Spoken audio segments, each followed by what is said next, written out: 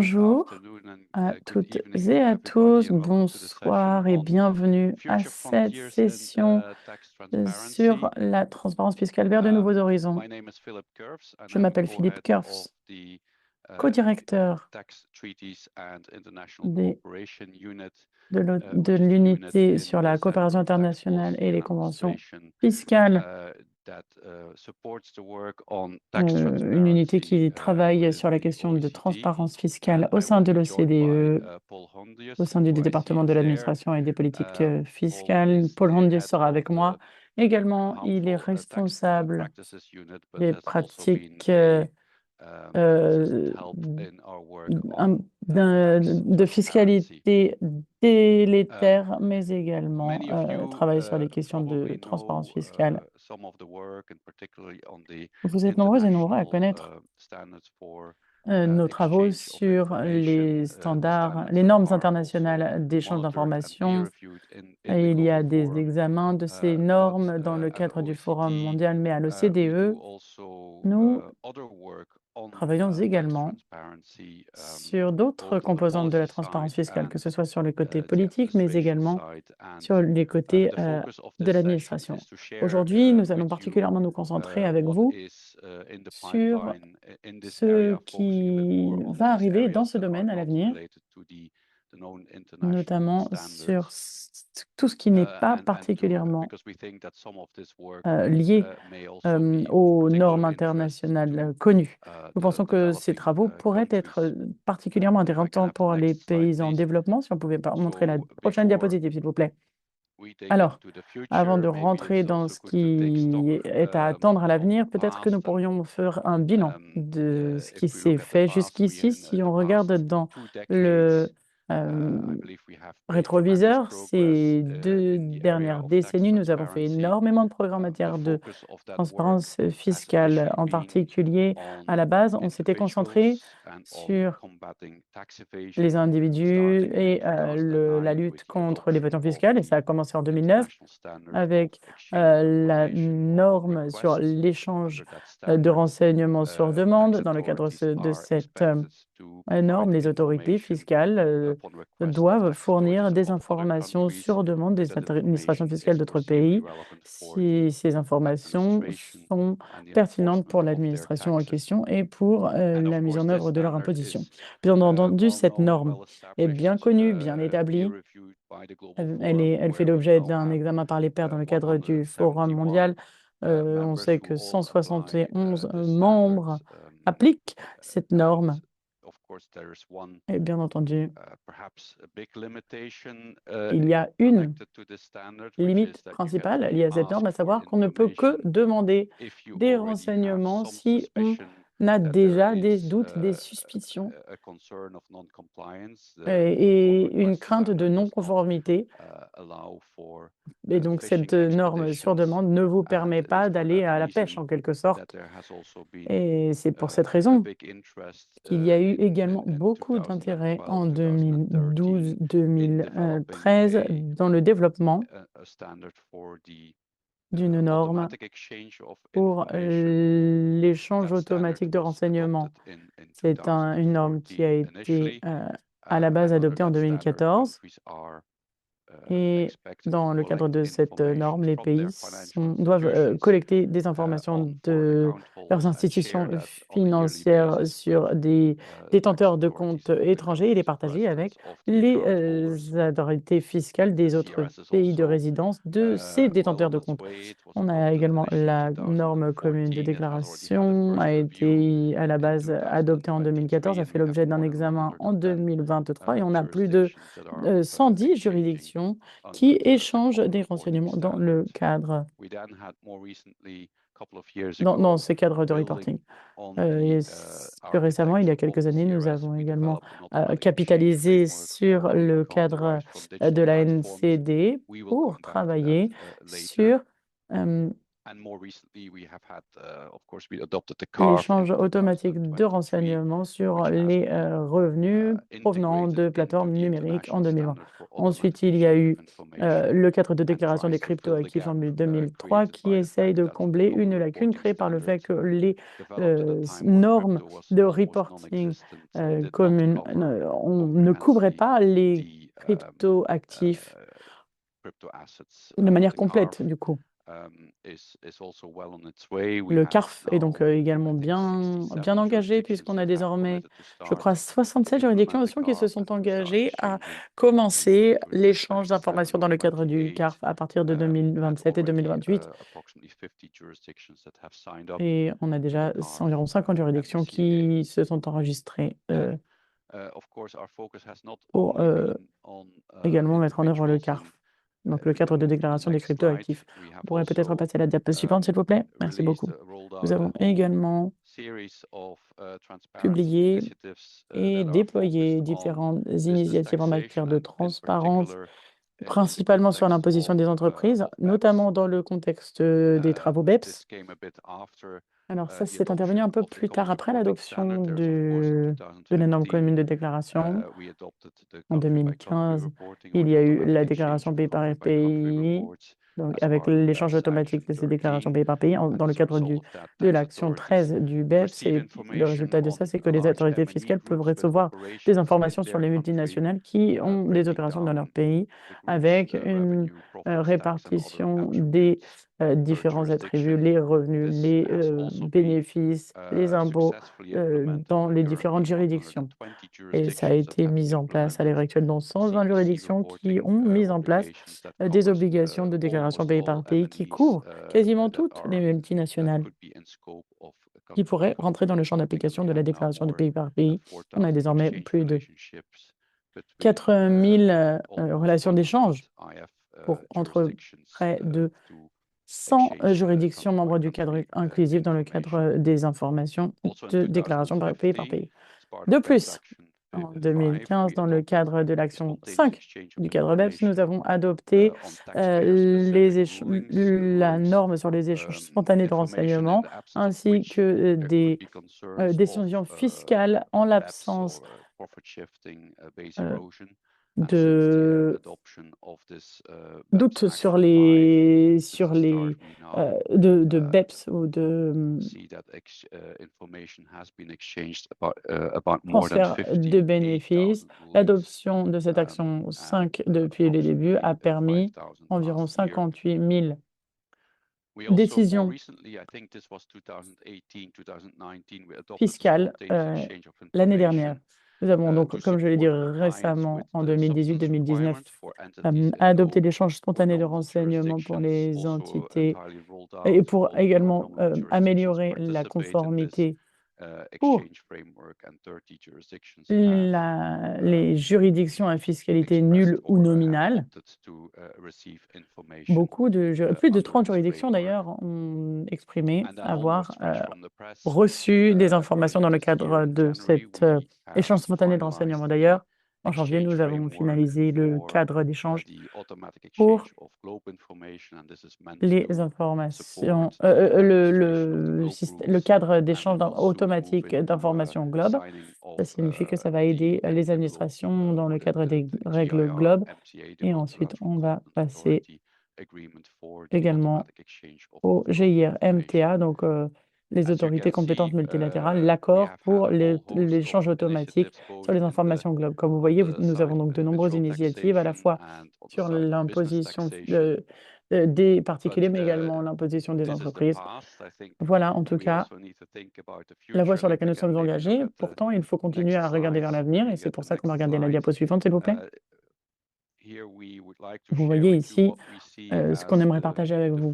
Selon nous, c'est ce sur quoi on doit se concentrer à l'avenir et ce sur quoi nous travaillons, nous nous concentrons d'ores et déjà pour améliorer la transparence fiscale.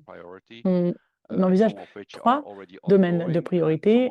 Certaines sont déjà en travaux, d'autres seront envisagées sur un horizon plus long.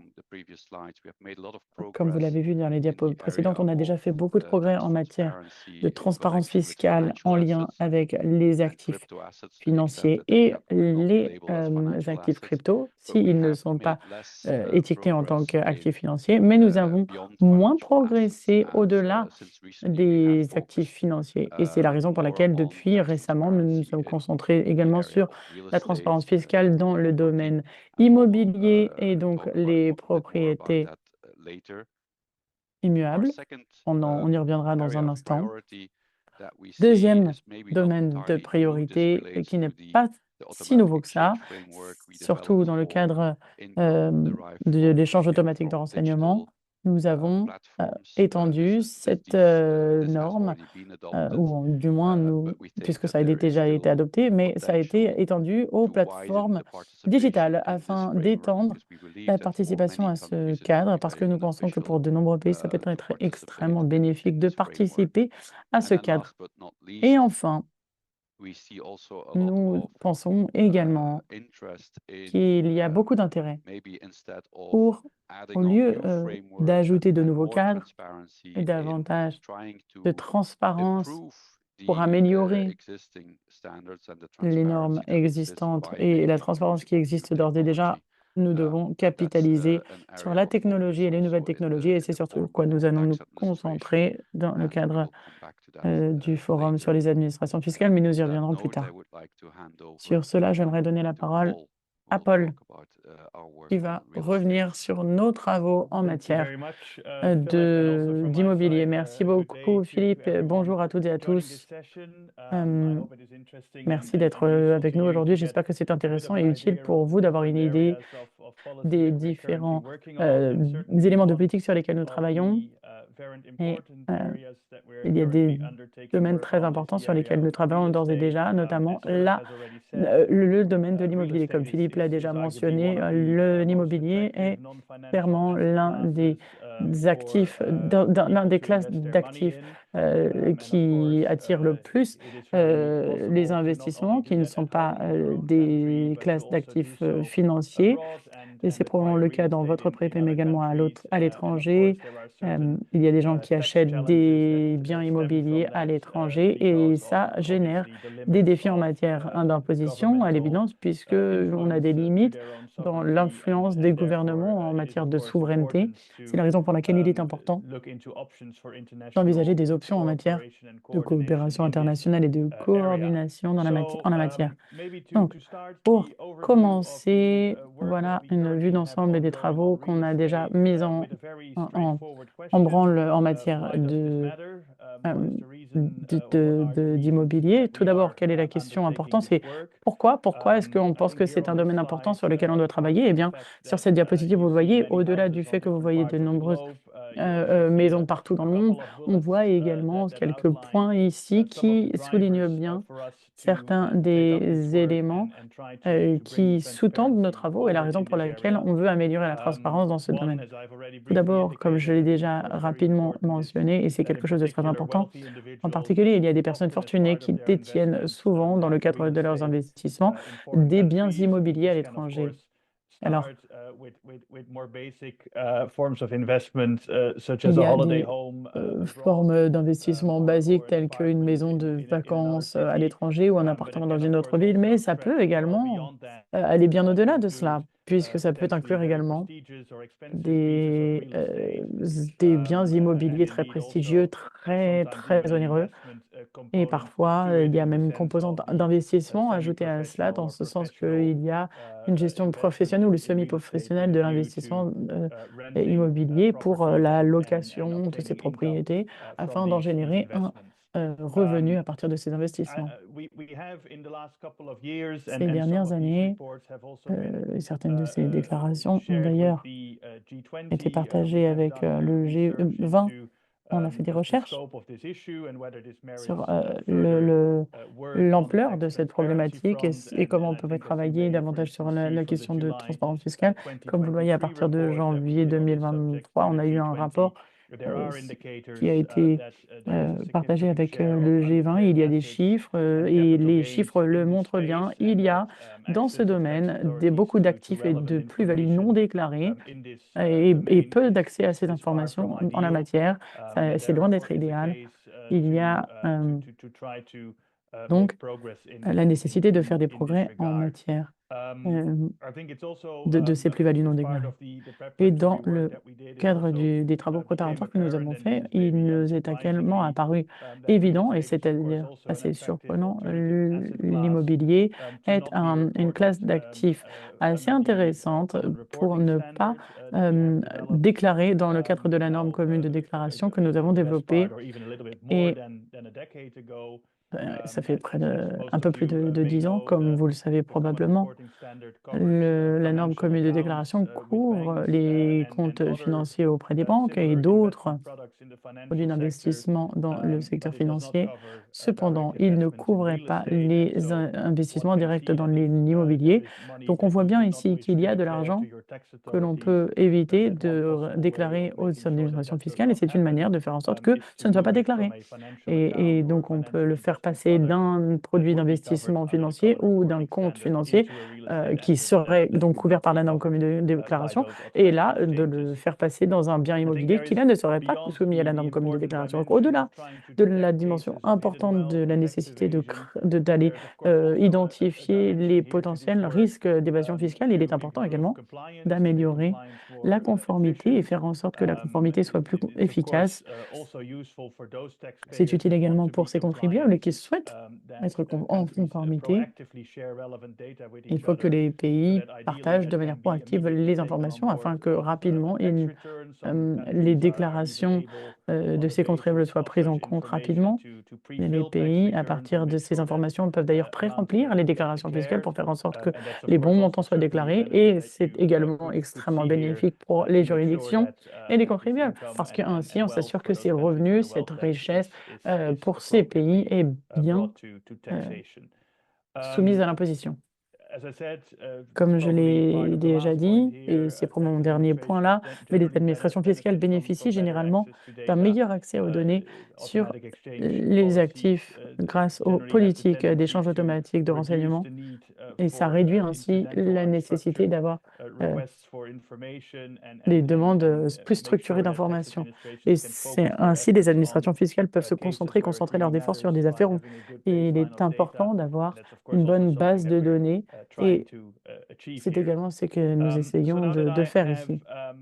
Alors maintenant que j'ai expliqué pourquoi c'est si important, il est peut-être temps de vous expliquer en détail et de manière plus concrète ce que nous faisons à l'heure actuelle, et c'est ce que va faire cette diapo suivante. Comme je l'ai déjà dit, nous sommes en train de travailler à l'heure actuelle sur un accord international d'échange pour l'immobilier,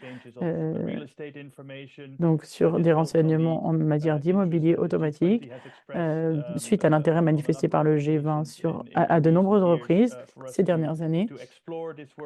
Et donc, nous voulons continuer à travailler et à explorer des solutions dans le domaine de la transparence en matière d'immobilier. À l'heure actuelle, nous sommes en train de créer un cadre sur la base des prémices de ce que les juridictions nous ont déjà déclaré comme étant disponibles, des éléments de bonne qualité, avec des échanges annuels d'informations sur les acquisitions, les cessions et les revenus récurrents. Nous pensons que nous pourrons faire des progrès à court terme dans ce domaine en acceptant que les pays ont peut-être des structures différentes au niveau national, où les informations en matière immobilière sont détenues et enregistrées avec des registres immobiliers peut-être, mais ça peut également aller au-delà avec des registres de propriété, et peut-être que les administrations fiscales auront également, puisqu'elles ont également des informations très pertinentes sur les questions immobilières, et notamment pour des droits de douane qui doivent être payés, et ça indique typiquement la valeur du bien et le propriétaire.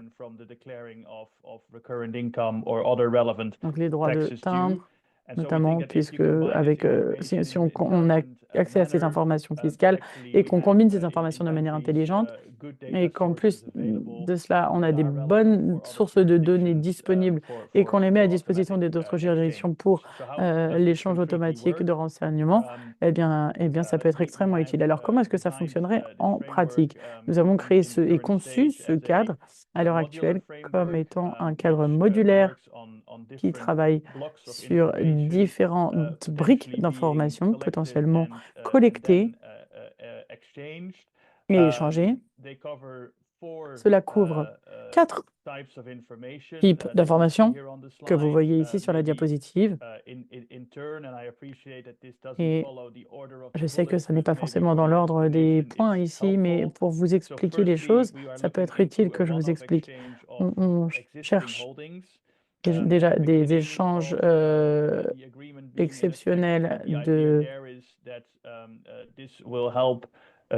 biens commerciaux, de biens immobiliers, ce qui va permettre aux juridictions de comprendre quels sont les contribuables qui détiennent des actifs dans d'autres pays. À partir de cela, nous espérons pouvoir faire en sorte que les administrations fiscales pourront peindre le tableau de la situation telle qu'elle est. Et à l'avenir, et ça revient au point qui est juste en haut, il faudrait des échanges annuels d'informations récentes sur les acquisitions, les ventes et les revenus récurrents provenant de l'immobilier. Donc avec ces différentes composantes, si on les combine, nous espérons qu'on pourra à terme mieux comprendre au sein des juridictions les actifs immobiliers détenus à l'étranger par leurs contribuables, mais également les plus-values provenant de la vente ou les revenus récurrents, notamment les loyers. À ce titre, je crois qu'il est important également de comprendre les prémices de ces échanges, à savoir les pays où le bien immobilier sont localisés. Il faut identifier les résidences principales de ce contribuable et échanger des informations uniquement avec la résidence le pays de résidence. Et donc, c'est des informations de base, mais bien entendu, on essaye dans la mesure du possible de s'assurer que dans le cadre de ce cadre et que cette information voyage uniquement vers le pays de résidence où le contribuable a des obligations importantes de déclaration fiscale. C'est ce pays-là qui doit faire le travail nécessaire en matière de conformité. Alors, ce cadre, on s'attend à ce que lorsqu'il sera finalisé, il sera ouvert à tout pays et à toute juridiction actuellement impliquée dans la convention de l'OCDE concernant l'assistance administrative mutuelle. L'accord que nous sommes en train de rédiger sera un accord. Dans le cadre de cette convention, ce sera pour les autorités compétentes un accord avec des éléments sur la déclaration pays par pays, des éléments sur les normes d'échange automatique d'informations, mais également des éléments plus récents provenant du cadre sur la déclaration des crypto-actifs. Alors bien entendu, il serait très sage de participer à cette convention. Il nous manque une juridiction pour arriver au nombre magique de 150 juridictions. On en est à 149 et on espère que cette année, on arrivera à passer cette barre. On est confiant. Et bien entendu, ça montre que c'est un accord qui s'étend très largement géographiquement parlant, puisque nous savons que ces informations pourraient être utiles à de nombreuses parties prenantes et nombreuses juridictions intéressées. À l'heure actuelle, et comme je l'ai d'ores et déjà dit, il y a des travaux techniques à finaliser dans le cadre des travaux de l'OCDE, mais à cet égard, notre objectif, c'est de se mettre en position pour que ce travail soit lancé d'ici les quelques mois, donc mi-année. Et enfin, avant de rendre la parole à Philippe pour qu'il nous en dise davantage sur les travaux en matière de plateforme numérique, j'aimerais vous présenter cette dernière diapositive sur les avantages clés de cette initiative lorsqu'elle sera lancée et lorsqu'elle sera, nous l'espérons, étendue au niveau géographique. Bien entendu, ça va permettre un accès structurel aux informations immobilières pour améliorer la conformité des contribuables dans leur juridiction de résidence. Je crois qu'il est également important de comprendre que cette information, elle voyagerait de manière euh, électronique, de manière structurée et qui ferait l'objet d'un accord préalable. Cette initiative nous montre bien, et les initiatives précédentes nous montrent bien qu'il est important que les administrations fiscales, quand elles reçoivent des informations, elles doivent les exploiter afin qu'elles soient intégrées ensuite dans les bases de données des administrations fiscales et que des activités de conformité puissent être déployées de manière efficace sur la base de ces informations. Et nous espérons également que ça améliorera également les capacités des administrations fiscales pour détecter des revenus offshore et des richesses dissimulées en matière d'immobilier, euh, mais également pour évaluer les plus-values ou les revenus récurrents et les moyens qui ont été utilisés pour acquérir ces biens immobiliers doivent être également bien identifiés et ainsi bien soumis à l'imposition. Et enfin, et c'est probablement assez évident ce que je veux dire, mais je crois que ça fait partie intégrante de cela et c'est très important. C'est une initiative qui va permettre l'échange automatique d'informations en matière d'immobilier de manière annuelle. Et le but, c'est également la dissuasion pour éviter que les contribuables ne dissimulent et ne déclarent pas des actifs à l'étranger immobiliers, puisqu'il y a encore des contribuables qui perçoivent des revenus provenant de biens immobiliers à l'étranger. Et donc, le but, ce serait également de les en dissuader. Donc, voilà à peu près tous les travaux que nous faisons dans ce domaine. Je l'ai déjà dit, mais si vous avez des questions ou si vous êtes intéressé par ces travaux, eh bien, n'hésitez pas à nous contacter. Nous serions ravis de vous donner davantage de contexte et vous aider à mieux comprendre le processus en cours pour concevoir ce cadre. Sur ce, je rends la parole à Philippe. Merci. Nous passons maintenant à notre prochaine priorité, comment augmenter la portée euh, des revenus de la plateforme numérique. C'est une initiative qui a vu le jour il y a quelques années.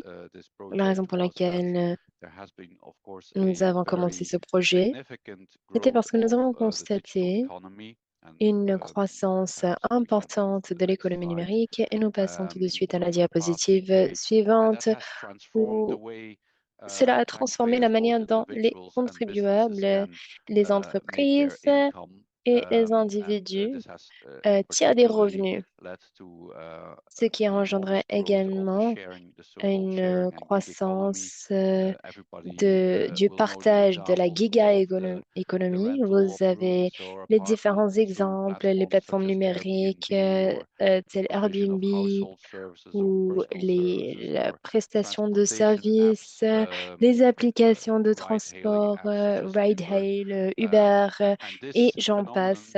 Et ce phénomène a créé des opportunités, mais également des défis pour les autorités et les administrations fiscales s'agissant de la conformité fiscale.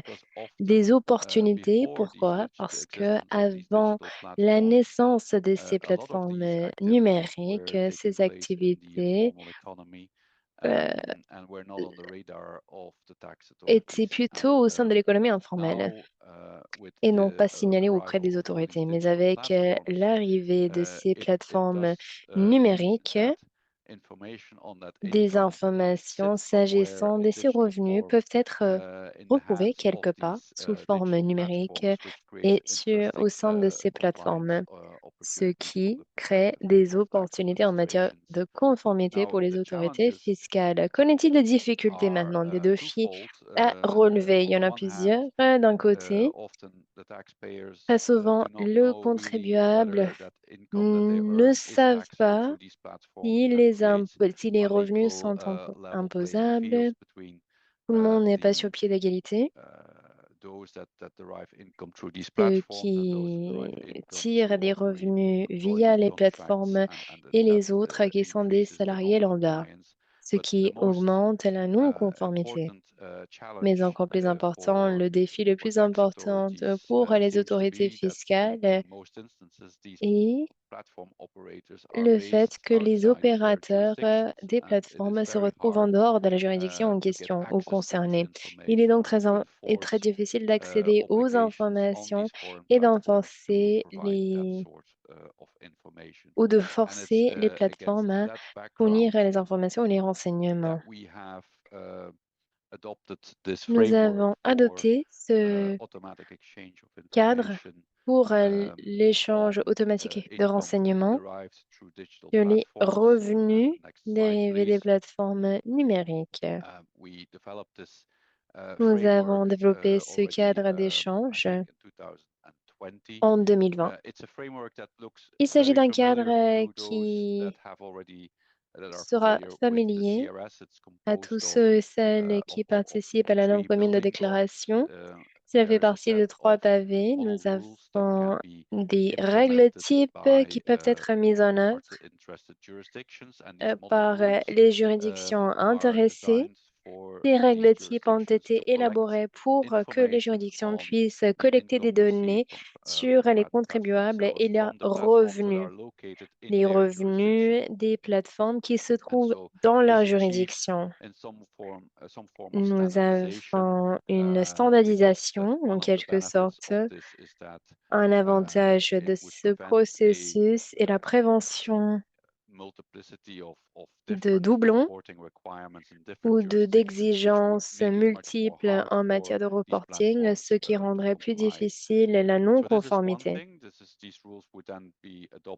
Ces règles doivent être adoptées par les juridictions participantes. Nous avons également élaboré un accord multilatéral entre autorités compétentes. Cet accord multilatéral entre les autorités compétentes a été élaboré pour l'échange automatique et annuellement les renseignements et les données collectées sur leur plateforme avec les autres autorités compétentes ayant un droit d'imposition, c'est-à-dire le pays hôte de la plateforme et des vendeurs, mais également les juridictions où se trouvent des biens immobiliers. Troisième composante de ce cadre, comme d'habitude, c'est un schéma XML standardisé afin de faciliter la communication électronique des renseignements parmi les juridictions participantes. Le modèle en entier est basé sur la collaboration. Les pays collectent des informations, ils sont mieux positionnés pour le faire et pour assurer la conformité et par la suite partager les données avec les autres juridictions participantes. Nous passons à la diapositive suivante. Nous pensons que les avantages sont nombreux les avantages de ce cadre sont nombreux, comme l'a été mentionné. Il est très compliqué pour les juridictions d'appliquer des obligations en matière de reporting pour les plateformes étrangères, parce que la plupart des plateformes ne sont pas basées au sein de la juridiction en question. Nous avons déjà 29 juridictions qui ont rejoint le cadre, y compris les juridictions qui accueillent les plateformes les plus importantes, à savoir Airbnb, Uber, Booking. Il nous semble que cette proposition est très attirante parce qu'il s'agit d'une coopération internationale afin d'avoir des données et des renseignements de bonne qualité des juridictions où se trouvent les plateformes. Et cela est beaucoup plus facile que demander les informations auprès des plateformes elles-mêmes. Nous avons différents avantages, tout comme le cadre que nous avons bâti pour l'échange automatique des renseignements pertinents à la propriété immobilière. Ce n'est pas limité uniquement aux membres de l'OCDE. Toute partie à la convention peut se joindre au cadre. Un autre avantage d'une adhésion au cadre, c'est la mise en œuvre à un coût limité pour les pays, notamment pour les pays qui ont déjà mis en œuvre la NCD ou même la déclaration pays par pays. Nous avons des échanges via le schéma XML et les autres canaux de communication pour les autres programmes d'échange automatique qui existent.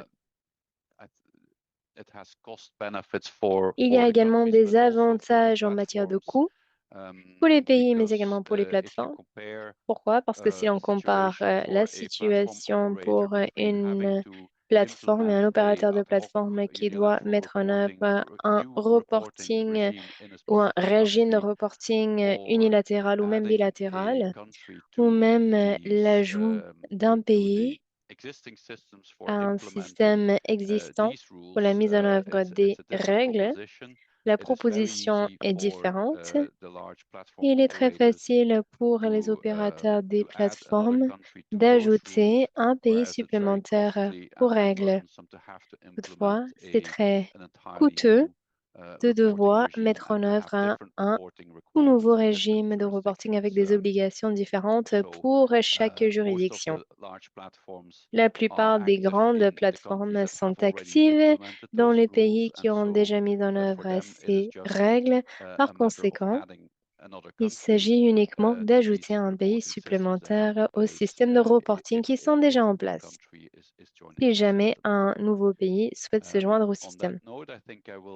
Et sur ce, je vais céder la parole à Paul qui va nous parler de la technologie et des travaux entrepris à cet égard. Merci beaucoup, Philippe. Oui, en effet, il nous reste une dernière partie de la présentation à évoquer aujourd'hui. Nous souhaitons vous donner les grandes lignes s'agissant de la fiscalité et de la technologie, pour faire bref.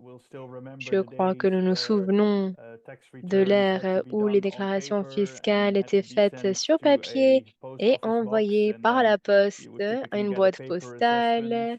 Une évaluation sur papier était envoyée plusieurs mois après.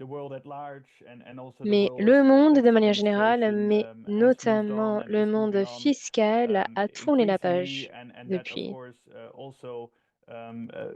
Et cela évoque et soulève différentes questions s'agissant du travail que nous faisons sur la transparence fiscale. Que pouvons-nous faire pour maximiser l'utilisation des technologies disponibles pour que ce travail soit plus efficace et pour que cela fonctionne mieux pour tout le monde? Nous passons directement à la diapositive suivante. Je vous donne un aperçu des différentes dimensions de notre travail dans ce contexte. Vous avez quatre composantes différentes s'agissant de la manière dont nous pouvons tirer parti de la technologie pour assurer la transparence fiscale. Si l'on commence en haut à gauche avec s'appuyer sur la vérification de l'identité numérique. Si l'on songe aux politiques actuellement en place s'agissant de l'échange automatique, qu'il s'agisse de la norme commune de déclaration ou même la plateforme digitale ou le cadre de reporting ou de déclaration. euh, n- Tous les différents mécanismes sont basés sur des processus de diligence raisonnables. Les renseignements sont collectés par le cadre, la norme commune de déclaration, les banques, les assureurs, les entités d'assurance ou d'investissement. Pour le cadre déclaratif applicable aux cryptoactifs, nous avons d'autres intermédiaires et pour les plateformes, nous avons les prestataires de services eux-mêmes qui collectent les renseignements sur les clients. Il s'agit d'un mélange de documents papier, mais également des certificats certificats automatiques et électroniques, notamment pour la résidence fiscale, ainsi que les différentes informations sur les comptes financiers et les cryptoactifs et les revenus générés par chaque plateforme. Et tous ces renseignements sont partagés avec l'autorité fiscale du contribuable. Si on devait demander aux différents intermédiaires de nous dire quel était ou quel est le fardeau le plus important, c'est le fait de devoir mener toutes les différentes procédures en matière de conformité et de diligence raisonnable pour savoir à qui faut-il envoyer les informations et les renseignements, c'est-à-dire à quelle juridiction, pour que tout soit documenté pour tous.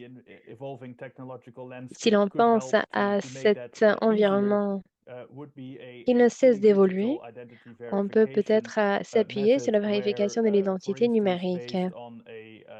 À titre d'exemple, nous pouvons nous baser sur des renseignements standardisés, qu'il s'agisse d'un jeton ou un identifiant émis par l'administration fiscale.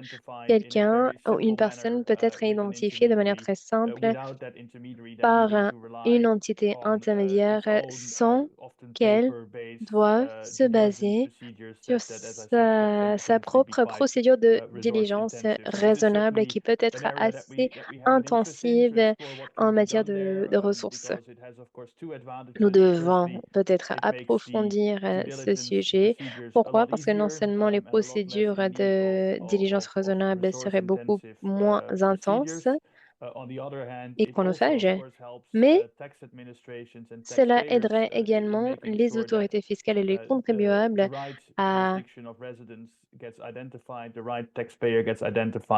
avec l'identification du contribuable pour que les informations et les renseignements soient utilisés de manière efficace une fois reçus par la juridiction grâce à l'échange automatique de renseignements.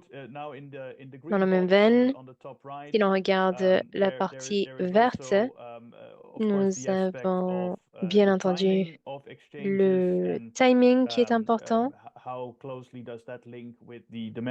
Est-ce lié aux procédures de conformité dans les différentes juridictions?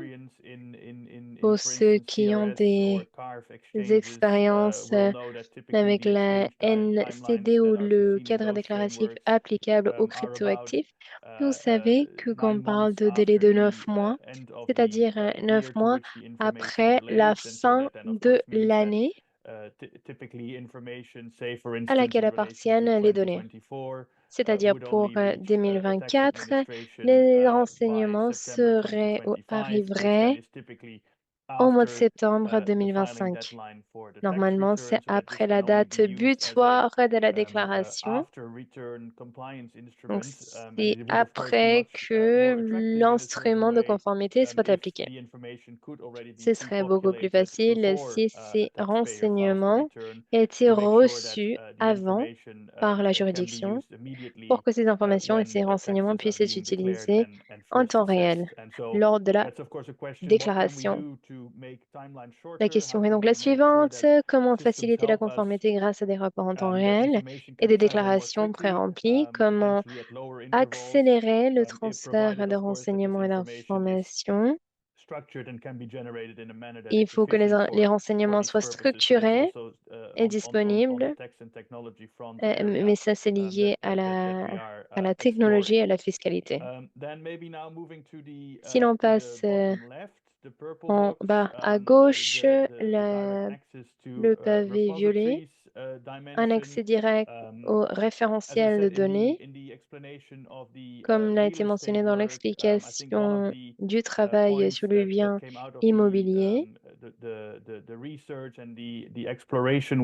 Un résultat de notre travail avant de concevoir le cadre lui-même.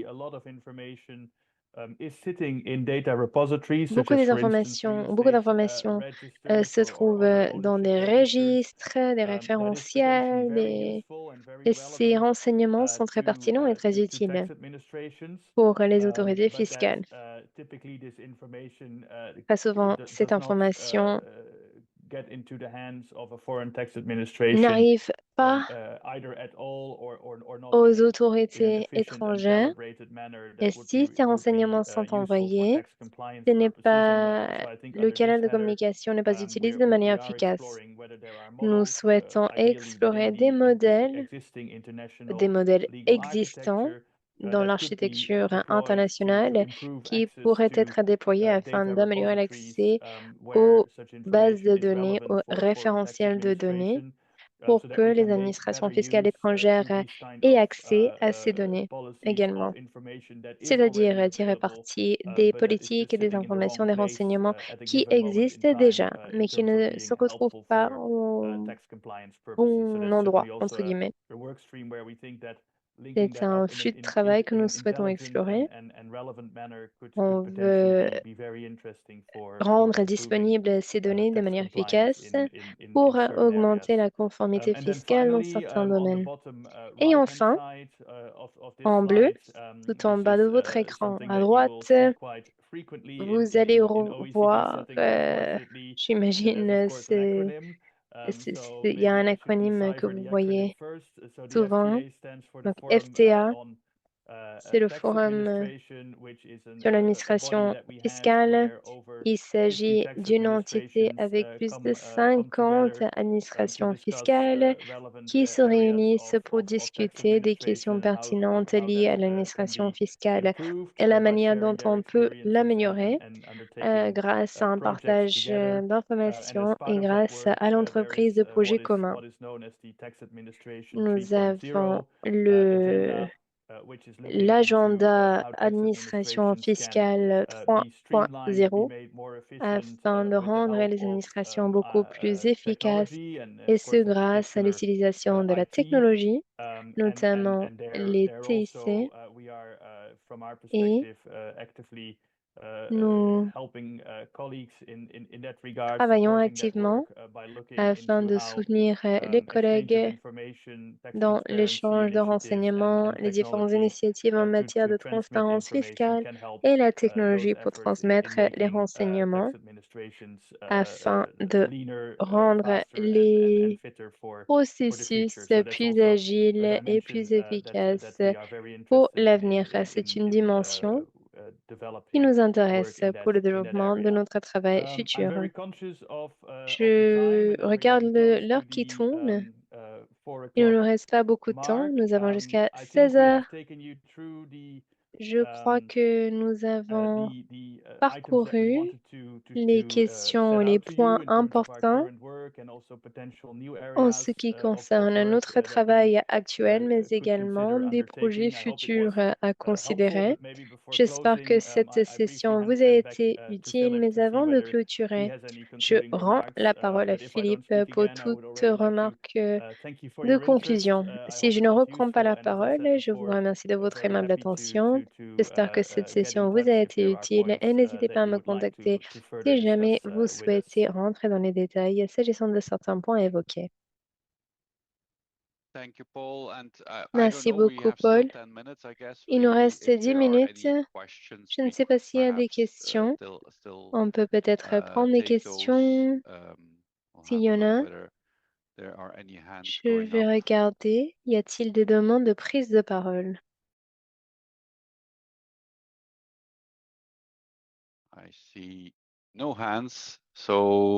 Je n'en vois pas. Sur ce,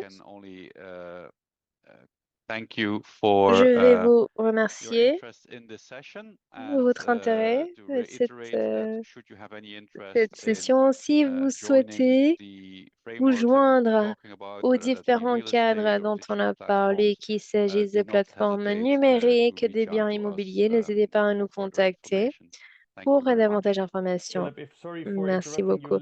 Et pardon, je me suis rendu compte que nous avons deux questions dans le chat. On peut peut-être essayer de répondre à ces questions. Il y a une question qui est un peu compliquée. Combien de règles sont échangées au sein de l'UE. Je crois que c'est plus une question pour nos collègues européens. Dans nos... je crois que les règles entre les membres du cadre inclusif ont engendré 58 000, ou les décisions plutôt, ont engendré 58 000 échanges de renseignements. C'est le chiffre global. Je ne suis pas sûre d'avoir des chiffres européens, mais j'imagine que cette information peut être trouvée ou demandée auprès de nos collègues européens. Et une autre question ou un autre commentaire d'un de nos collègues au Guatemala, s'agissant du travail que nous avons fait sur les plateformes. Que peut-on faire? Mais peut-être qu'on peut laisser cela pour les conversations bilatérales. Nous avons vu ces questions. Merci. Et sur ce, nous allons clôturer notre session. J'espère que vous allez apprécier les deux autres sessions d'aujourd'hui. Merci.